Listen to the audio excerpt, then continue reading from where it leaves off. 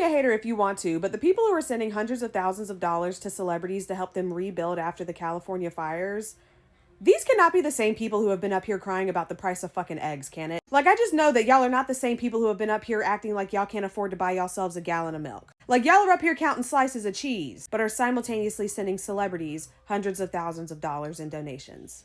And look, I'm not arguing the fact that most celebrities probably are not as rich as we have been led to believe, but I am led to believe that if you were currently living in a mansion in Los Angeles, California, you were still doing pretty well for yourself. At least better than like the average everyday American. Like if you just lost everything in a fire and then were able to immediately put yourself up in an Airbnb that costs thousands of dollars a night with multiple bedrooms, pool, fireplace, hot tub. If you were claiming to have just lost everything you own in a fire, but then were able to put you and your family up in your second or third home, or in your vacation beach house in another state, or in one of your multiple rental properties, you're still doing pretty good for yourself. You're doing better than the average everyday American. And look, I'm not anti-donation, but have we forgotten that not only celebrities live in Los Angeles, California? Like there are lots of average everyday people who are in dire need of donations. I mean, people who were not able to go and immediately put them and their families up in $1,000 a night Airbnb. I mean, people who weren't even able to put them and their families up in a $40 a night motel. Like average everyday people who have been wearing the exact same outfit unwashed, who have remained unbathed since the day the fire took their house.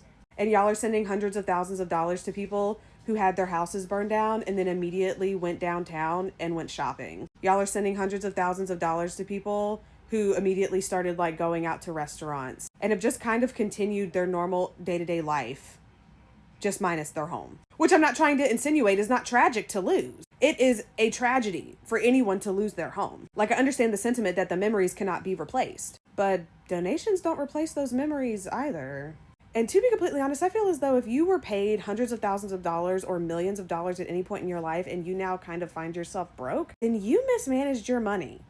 Who are we to believe that all of a sudden you've got better money management now? Like, how does anyone know that you're not just going to blow through these donations the same way you were blowing through your paychecks back when you were on the TV show you were on, or you were making the albums you were making, or you were starring in the movie that you were starring in? Like, I'm just confused because y'all are sending hundreds of thousands of dollars to celebrities while simultaneously cheering on Leo Skeppy, that wet noodle of a man, for demonizing the homeless in a time of tragedy. Acting as though the homeless are going to start congregating and choosing to participate in their own version of the purge. Pretending as if LA is not just a crime-ridden city by nature. Acting as if a lot of the people who were committing crimes during the fires were not the same people who were committing crimes before the fires. Y'all are cheering him on for demonizing the homeless because some people may choose to commit crimes in the midst of tragedy, but then are sending hundreds of thousands of dollars to celebrities who have at one point or another in their life made more money in a day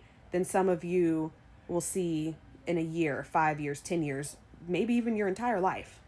Like y'all are actively up here demonizing that elderly woman who was not able to save her quadriplegic, I think he was, 36-year-old son. Like her son was bedridden and she could not physically move him from the bed and get him out of the house. And so he told her to leave and try to get help. And by the time she got help and made it back, the house that he was in had already burnt to the ground. Y'all are demonizing her. Oh, I bet she had a life insurance policy on him. I bet she left him on purpose. Demonizing a woman who looks to be in her late 60s for not having the physical capabilities of hauling her son around, right? I even saw people demonizing her for not having a lift installed in her home or for not having all the, medical technology that you can use to help care for patients like her son, as if a lot of people are not living paycheck to paycheck without the medical costs of taking care of a disabled child, right? So Lord knows what her financial situation looked like, right? Y'all are demonizing her over the death of her son because she was not able to get him out of the house alone